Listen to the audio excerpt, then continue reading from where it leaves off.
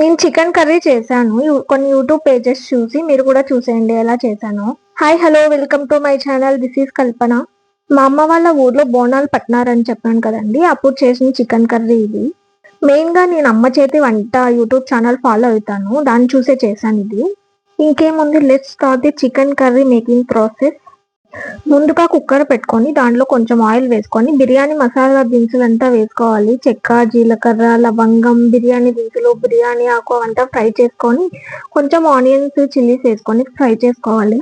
తర్వాత అల్లం వెల్లుల్లి పేస్ట్ వేసుకొని పచ్చివాసన పోయేంత వరకు ఫ్రై చేయాలి. తర్వాత టమోటాస్ వేయాలి, కానీ నేను మర్చిపోయినా, మీరు టమోటాస్ వేసుకొని పచ్చివాసన పోయేంత వరకు ఫ్రై చేసుకొని తర్వాత చికెన్, పసుపు, కారం, ధనియాల పొడి, ఉప్పు వేసుకొని ఫ్రై చేసుకోండి. నీళ్ళు ఉడతాయి, ఆ నీళ్ళు కొంచెం బాగా, నీళ్ళలో చికెన్ బాగా ఉడకనియండి. తర్వాత మనం గ్రేవీ కన్సిస్టెన్సీ బట్టి కొన్ని వాటర్ వేసుకొని ఉడికించండి.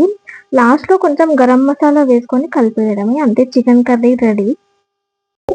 మనం మెయిన్ ఇంగ్రీడియంట్ మర్చిపోయినా, అదే కొత్తిమీర కూడా కలుపుకుంటే టేస్ట్ అదిరిపోతుంది అంతే.